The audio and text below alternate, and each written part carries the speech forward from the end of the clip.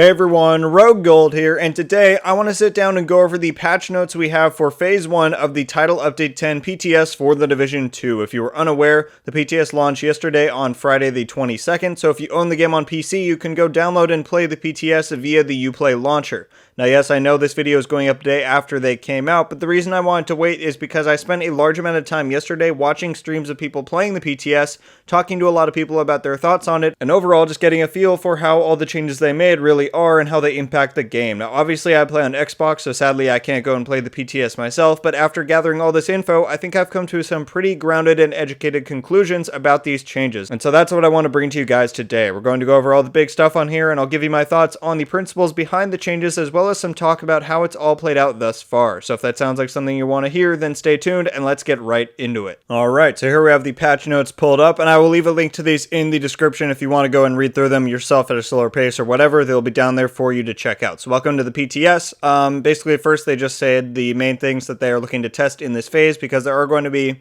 at least 2 phases for the PTS, that's what they said. So this first one is really weapon balance, and they said exotics and sidearms are still being worked on, and those will be there in phase 2. I'm kind of bummed about the exotics, because I really want to see what kind of buffs and stuff they're bringing to like the bighorn and stuff like that, but we'll have to wait until phase 2 for that.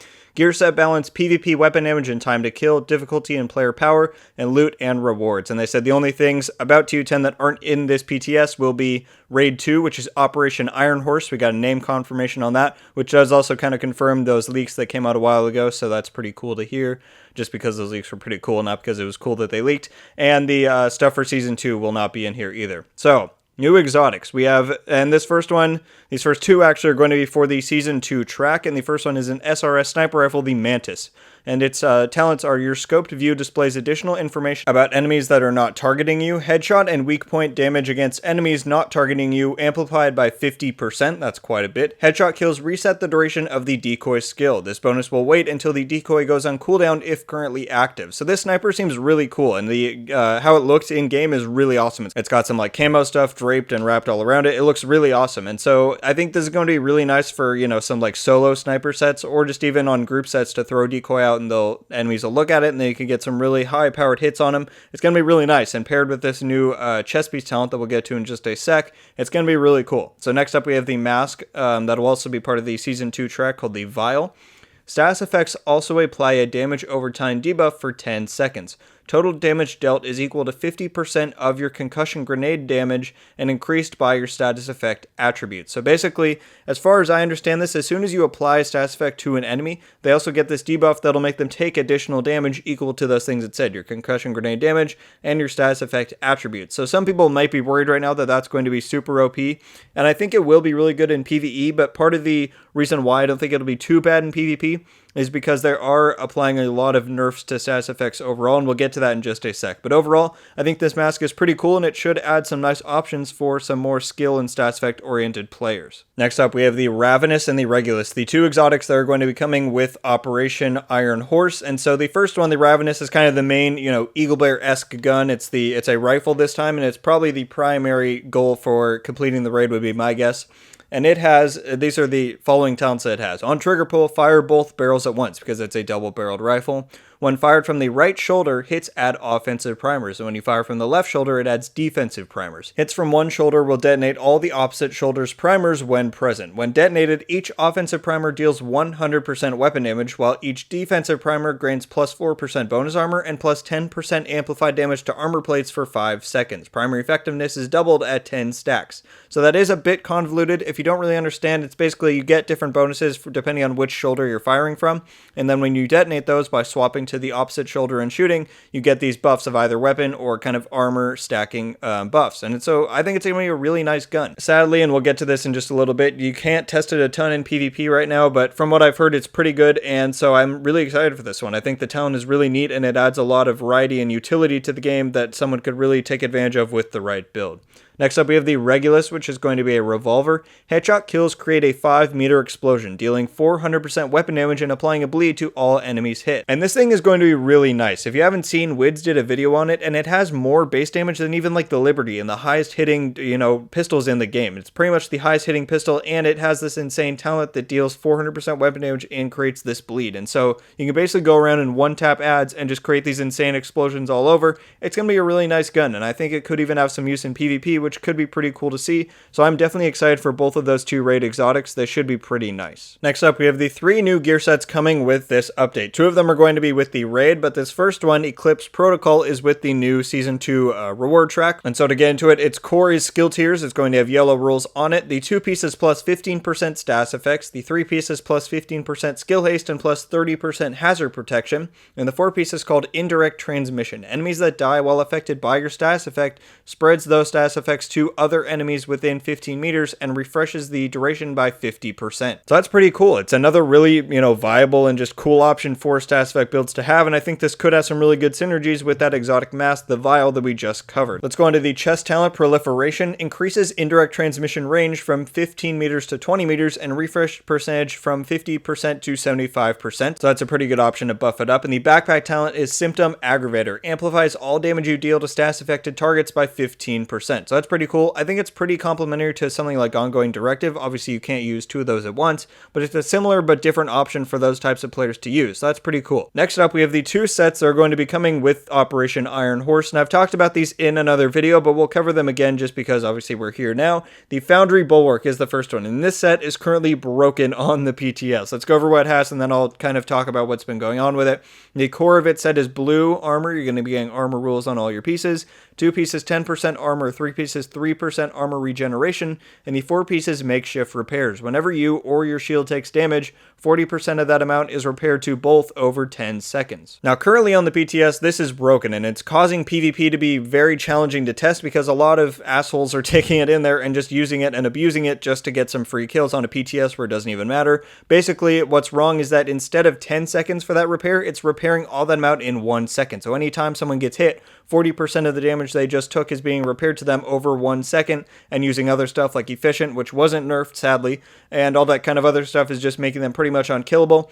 And so right now it's making PvP pretty hard to test, but hopefully that'll be changed. I mean, it will, obviously before launch, but hopefully by like phase 2 they can fix that, and then people actually get to test this out. I think it's still going to need to get nerfed, and I'll talk about it in a sec, but let's cover the 2 talents you can get with it. The chest talent is called Process Refinery, increases makeshift repairs from 40 to 60%, and the backpack talent is called Improved Materials, increases makeshift repair speed from 10 to 6 seconds. So yeah, this thing is pretty good. It's definitely a really nice option for a tank, and I think we definitely need like a tank gear set, but I think that in PvP this is just going to be too strong for basically 2 reasons. One is the armor regen. I think currently if you stack all armor regen possible in the game, you can get 4%, I believe, and then a lot of other bonuses, flat additive bonuses to it. But if you add this on top of it, you're going to be able to get 5 or 6% armor regen, and then all those flat bonuses on top of it, and it's just going to make what I feel is what's going to be coming, if this stays in, is an armor regen meta. And then on top of that, the 4 piece of this is just, even if they correctly set it to 10 seconds, people are going to run that backpack to get to 6 seconds, and that chest to get to 60%, and it's just going to be a really annoying set to face, I think. And so I think what the solution here is, instead of nerfing it to the ground to make it possibly balanceable for PvP, and then just, making it not very viable for PvE, I think they should honestly just do what they did to Striker in Division 1 and make it so that it acts differently in the Dark Zone and in the open world. What I think they need to do is make it so that that armor regen is either 2 or maybe even just 1% in PvP, and then as well just make it so that that amount repaired only applies to your shield, so that this is kind of a strictly shield focused set, kind of like D3 was in Div 1. I think that would make it a lot more balanced in PvP. Obviously in PvE they can keep the thing where it heals you and your shield, but I think that that really needs to change for PvP in order for it to be balanced. We won't really know until people can test it, when phase 2 comes out, when they fix it.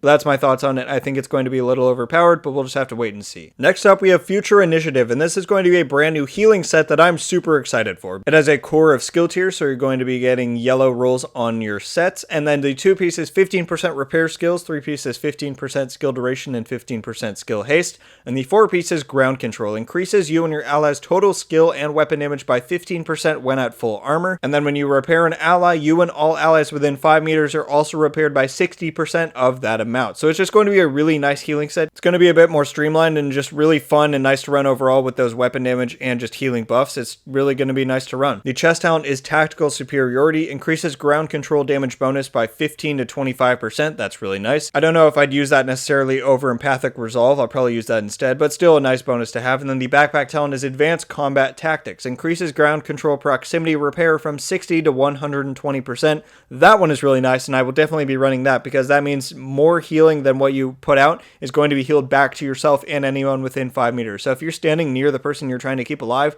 they're not going to die. They're going to be really healed up, and it's just going to be a really nice set to run. I'm really excited for this one, and so definitely day one of the raid, I'm headed in there and trying to get this for sure. Next up, we have the new brand that's going to be coming with Season 2 in that reward track, and it is called Walker and Harris. And so the core is weapon damage, red rolls. The one piece is 5% weapon damage, pretty awesome. Two pieces, 5% damage to armor, also really awesome. And then the three piece is 5% damage to health. I see this being a big go-to for damage builds. Definitely the weapon damage as the first piece is nice. I sometimes even run two-piece y'all in my builds just to get that 5% weapon damage, and so having this as the one piece is going to be pretty nice. I'm definitely going to slot that in on a lot of builds, and it should be pretty nice to have in the game. Now we move on to the new talents that are coming with this update. The first is a weapon talent called Future Perfect. Weapon kills grant +1 skill tier for 15 seconds, stacks up to 3 times. Weapon kills at skill tier 6 grant overcharge for 15 seconds, and then the cooldown on that overcharge is 90 seconds. I think this is really cool. I'm probably going to run this on my healer build, and it's just a really nice way to get overcharge. One of the few, a few ways to get it because there's not a lot in the game right now, so it's nice that they're adding another option, and this talent overall is just really nice. It could be really nice for a hybrid build, and so I'm excited to try this one out. The next is another weapon talent called In Sync. Hitting an enemy grants plus 15% skill damage for 5 seconds, and using a skill or damaging an enemy with a skill grants plus 15% weapon damage for 5 seconds. Damage increases are doubled while both buffs are active at the same time. Again, this one is really cool. I think that, especially for like drone or turret builds, this could be really nice just to get some nice synergies going between your gun and your skills,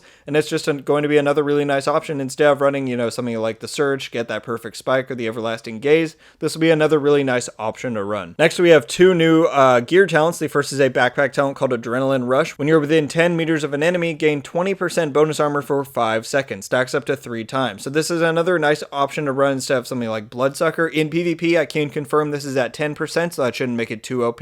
The most you'll be getting is 30% bonus armor, which, is fine to sacrifice a talent to run that. That should be a nice option to have. And next is a chest talent called Headhunter. After killing an enemy with a headshot, your next weapon hit within 30 seconds deals 125% of that killing blow's damage in addition to it. This damage is capped at 1500% of your weapon damage. So this is really strong. Adding this to a build on like a sniper, or even using it with the new exotic pistol, the Regulus, this could deal a lot of damage. And pairing it with like concussion on your backpack, you're going to be outputting some serious damage with this. I'm excited to see how this could play into the overall fit of the game, and it should be really exciting to try out. Next, we move to some gameplay changes. There are reduced elites in those following missions, so that should ease the difficulty on a lot of things in the game. That's nice. Now we move on to loot, and basically they're just increasing the amount and the quality of loot overall across the board, which is definitely a nice thing. So in general, all the new Season 2 stuff will be added to the general loot pool. There's increased targeted drops in missions and control points. That's definitely needed. I'm glad that's coming.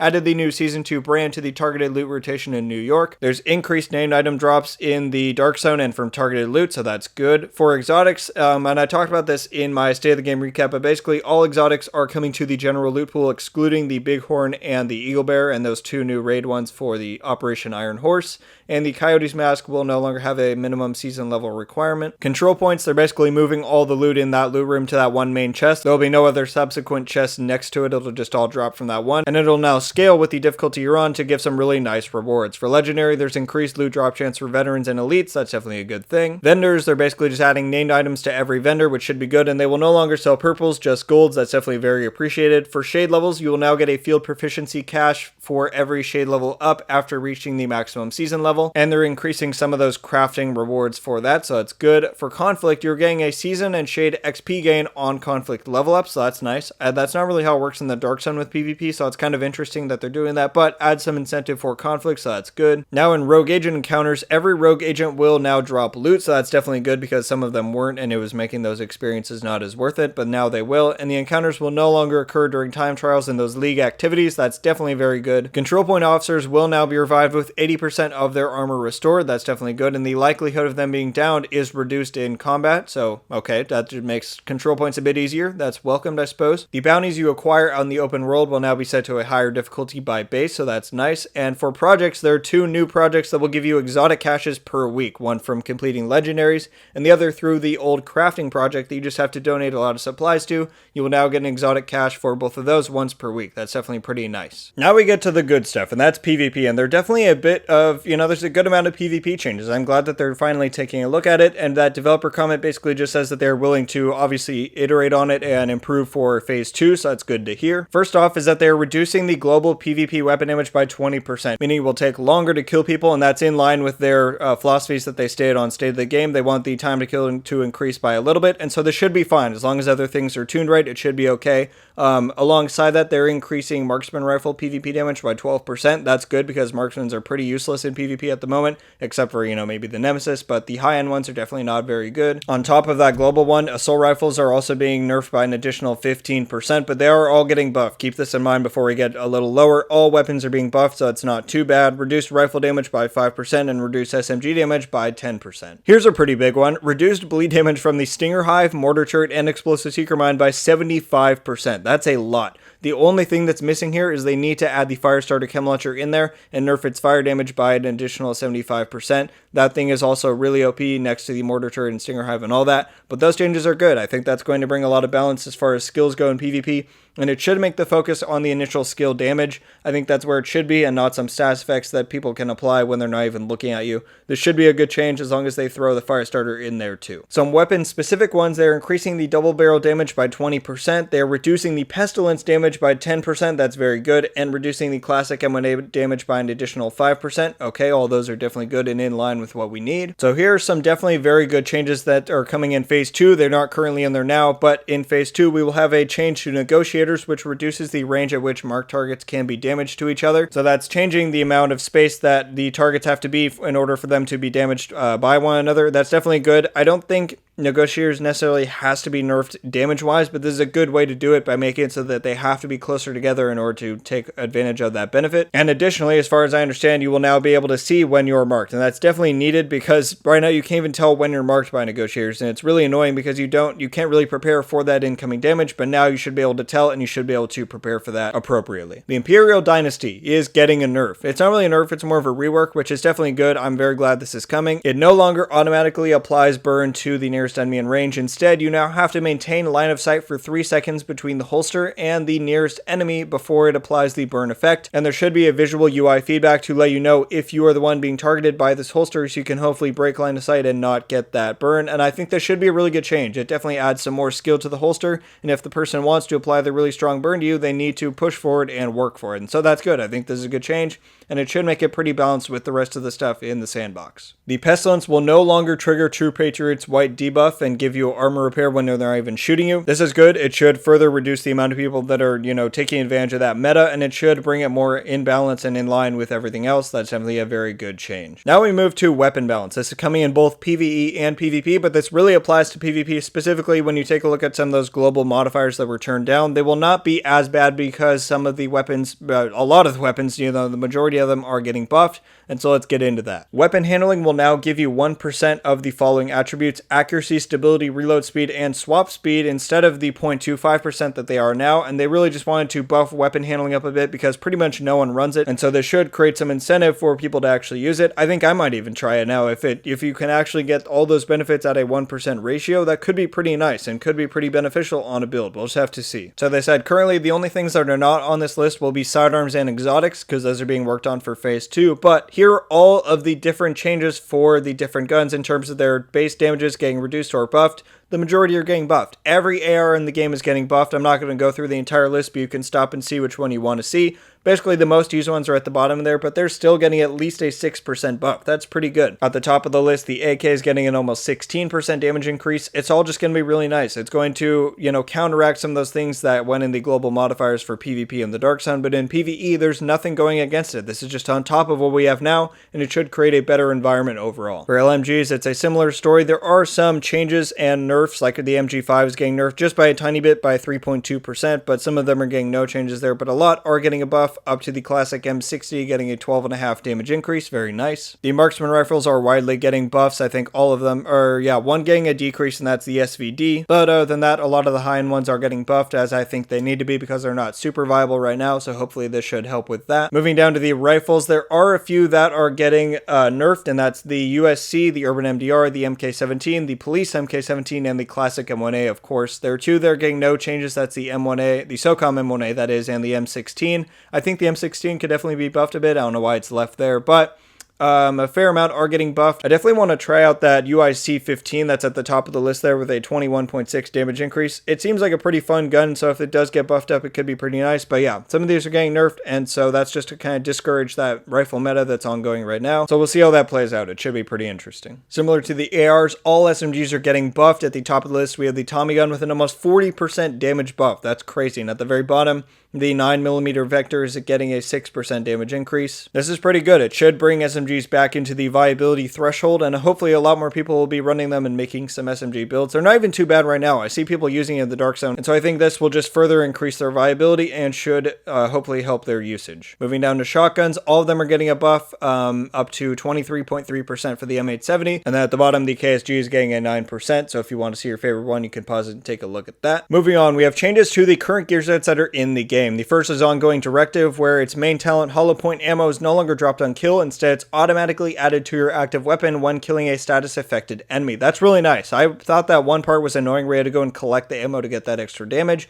Now it'll just automatically be applied to your current weapon that's out, and that should make it a lot more viable. They're also adding a new backpack talent, Trauma Specialist, increases the duration of your bleed by 50% and all bleed damage done by 100%. That should be definitely very powerful. And the 3-piece reload speed bonus is increased from 20 to 30%. Tip of the spear is now the weapon damage buff is gained when dealing specialization weapon damage instead of specialization weapon kills. That's nice. And in PvP now, it is gained by grenade damage instead of how now you can't really use it at all. Since specialization weapons aren't in PvP, this will make it so you can actually use it in PvP and hopefully get some use out of it. The new backpack talent is Signature Move, which increases the damage by 20% and doubles the amount of specialization ammo generated by aggressive recon. That's nice because right now it just gives you crossbow ammo, and that's not super useful, obviously, when you're not using the crossbow. So this should be pretty good. Aces and Eights is getting a small buff to flip an additional card on headshot from the main talent, and then the backpack talent gives you one extra shot when you reveal your hand. System Corruption is getting a buff in PvP, and I'm really excited for this one. Now, when you use the medkit, you get 20% armor flat. You actually get somewhat of an instant medkit. And that's on top of the 50% bonus armor that you get, and then obviously that goes up to 100 with the backpack. I think System will definitely go a lot more into viability now. I'm definitely going to try it out again. I have a build with it, but with the metas, it's fallen a bit out of my use. But now with this buff, it should make it really nice. And on top of that, you now get a weapon damage increase by 1% per 5% bonus armor gained up to 20%. And so basically, if you run that backpack, you're going to get 20% weapon damage every time you pop that medkit, on top of if you're running something like Intimidate. So this should be really nice. I'm really excited for this buff and to try this out again. Striker is also getting a buff. It's reduced the number of stacks lost on missed shots from 3 to 2. That's nice. And now the backpack talent, instead of reducing the number of missed shots, it now gives you increased total weapon damage per stack of Striker's Gamble from 0.5 to 0.65%. So that should be pretty good. The backpack wasn't used very much, at least by me and my friends. We weren't using the backpack when we used Striker, but this could definitely make the set a lot more viable, and I'm excited to try it out. Next up, we have some brand set changes to the current ones that are in the game. The Overlord 2-piece accuracy bonus from 10 to 20%. The DNH stability and accuracy bonus both up to 20% from 10. And Fenris, both the reload speed and stability bonuses going to 20% from 10. I don't think that that's really going to increase the Fenris usage more than the one piece. I just don't think it's going to be very widely used, but that's being changed. We also have some changes to talents that are currently in the game. The leadership bonus armor is going to 15 from 12%. Spike's duration is going to 15 seconds from 8 seconds. That's pretty nice. I might actually use that a lot more now because that's definitely an increased duration that should help with some of those new skill-oriented talents that might seem more worthwhile to run than this. This should help with that. And Reformation is also going to 15 seconds from 8 seconds. That's definitely very nice. I run that on a lot of builds, so getting a buff is definitely good in my book. And Creeping Death is getting some fixes. It will no longer go on cooldown if there are no valid enemies nearby to apply a status effect to, so that should be pretty good. And we have two small skill changes here. When the Shock Trap's active duration ends, its cooldown is refunded an equal number of seconds that it was active, so that should just help with its cooldown considering it's an active skill, and that kind of messes with cooldown at times. And now the Stinger Hive, Mortar Turret, Explosive Seeker Man will now display their bleed damage and duration. mention. So that's good to be able to see on the chart so you can see how much you're doing exactly. Alright guys, well that was a look at the TU10 patch notes for the PTS Phase 1. I'm not going to go through all these bug fixes because like I said, I'll leave this linked in the description if you want to go and read through all these, but they're basically just a lot of good stuff that should also help the overall health of the game and the overall experience. I'm actually starting to get pretty excited for this update. These changes all seem pretty positive and definitely a step in the right direction. As far as PvP is concerned, they just need to include two more things in my opinion, those being the Firestarter nerf that I mentioned as well as a nerf to the efficient firewall usage. If they can fit those two things in, then I think their proposed changes all sound pretty great and should make for a much more balanced and fair PvP environment. Okay guys, sorry if that took a super long time. I just wanted to be able to go through everything and let you guys know what's up with this pretty exciting update that we have coming next month. If you watched until now, thank you very much for doing so. Leave a like if you enjoyed this video and be sure to subscribe with the notifications on so you can be updated every time I upload. Definitely leave a comment telling me your thoughts on these changes and your experiences if you're on PC and you've actually played it yourself. That being said, if you are on PC, you should definitely get in there and leave feedback, bug reports, etc. on the forums, because getting as many people in there to test this stuff is how we're going to end up with an update we can all be happy with in the end. Alright, until the next one guys, Rogue Gold. Out.